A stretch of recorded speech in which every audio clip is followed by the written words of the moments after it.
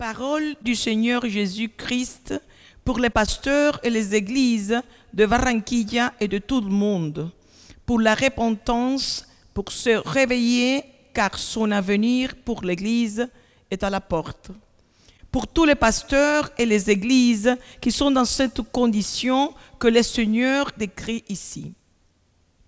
Ils ont piétiné mon alliance, ils ont piétiné mon sang, ils ont perverti ma parole.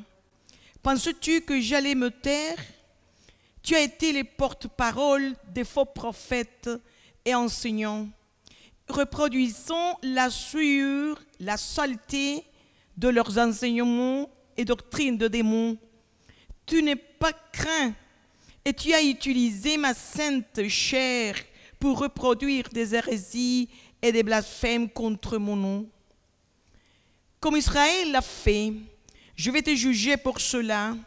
Tu as caché ma parole, tu as arrêté la vérité avec l'injustice, et c'est pourquoi tu es sorti comme commettre la fornication. Tu te jettes comme une prostituée, tu es sorti pour commettre la fornication.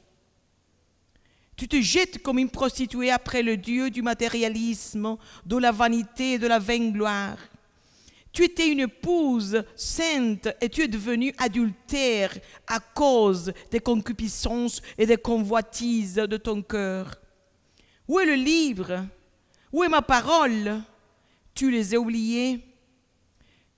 Tu les as jetés profondément pour qu'ils ne brillent pas. Au lieu de cela, tu as mis tes abominations, tes imaginations, la vanité de ton esprit et ton cœur.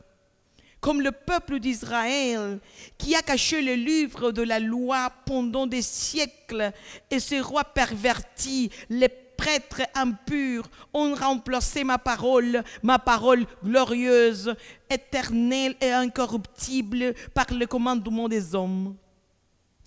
Est-ce que tu ne te regardes pas? Ne te rends-tu pas compte que tu es impur? Repente-toi et aie le courage de reconnaître ton péché. Viens et plaie, restitue. Tu as perverti ma foi, mon alliance et ma parole. Comment peux-tu déclarer que la foi est corruptible? Comment peux-tu déclarer que ma parole est corruptible? Comment peux-tu déclarer que mon alliance est corruptible? Parce que pour le corruptible, tu utilises ma foi sainte et puissante. Car pour le corruptible, tu utilises ma parole sainte et glorieuse. Car pour le corruptible, tu utilises mon alliance, l'alliance de mon précieux sang. Regarde, je te jugerai pour cela si tu n'es pas attention à moi.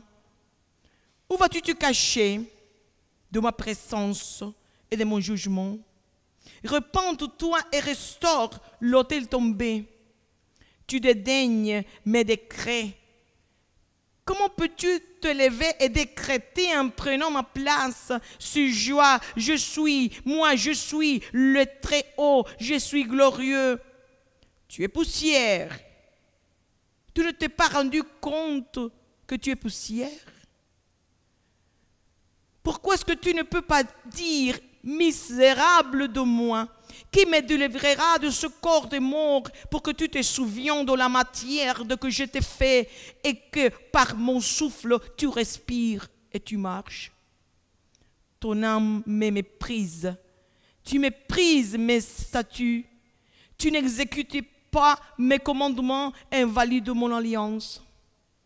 Et tu dis comme Siol, si je fais la volonté de Jéhovah, si j'ai bien écouté la voix de l'Éternel, si d'abord j'ai obéi, comment est-ce que tu peux obéir si tu offres un feu étranger? Comment peux-tu obéir si ton autel est mélangé? Tu offres des choses mêlées devant moi. Un peu ici, un peu là-bas. Penses-tu que tu peux me tromper, que tu peux m'égarer? Comment peux-tu être saint si tu lèves la patte, si tu te mêles à l'empire et qui pervertit ma parole? Et tu dis, je ne fais pas cela. Je ne prêche pas cela. c'est lui qui le fait. Mais tu laisses que les méchants, les apostats, les reprouvés, les impurs montent sur mon autel, ce que j'ai levé là-haut. Tu laisses qu'ils montent là pour étendre leur saleté, leur souillure, leur doctrine de démons, leurs pratiques et leurs coutumes d'Orient. Visualise, déclare, décrète, fais le pacte avec l'argent, décrète. La saleté, la souillure, tout est sale, tout est souillure. Et alors tu sors pour prêcher ma parole comme si rien ne s'était pas et tu soulages ta conscience. Oui, tu sors pour prêcher ma parole comme si rien ne s'était passé et tu soulages ta conscience. Mais tu remplis de saleté, de souillure mon autel et mon enseignement. Qui m'accuse, tu dis, si je suis saint, choisi, serviteur, ministre, si d'abord je fais la volonté du Père, mais ma parole témoigne contre toi. Est-ce que tu ne te rappelles pas du livre de la loi à côté de l'arche de l'alliance et le livre était là comme témoin contre le peuple? Ainsi ma parole témoigne contre toi, la parole que tu as rejetée, la parole que tu as méprisée, la parole que tu as piétinée. Oui, comme Israël a transgressé mon alliance, de la même manière tu l'as fait, Église. Et tu es allé honorer d'autres dieux, ce que Satan m'a fait dans le désert. Comment tu t'es agenouillé au pied de Satan, Église?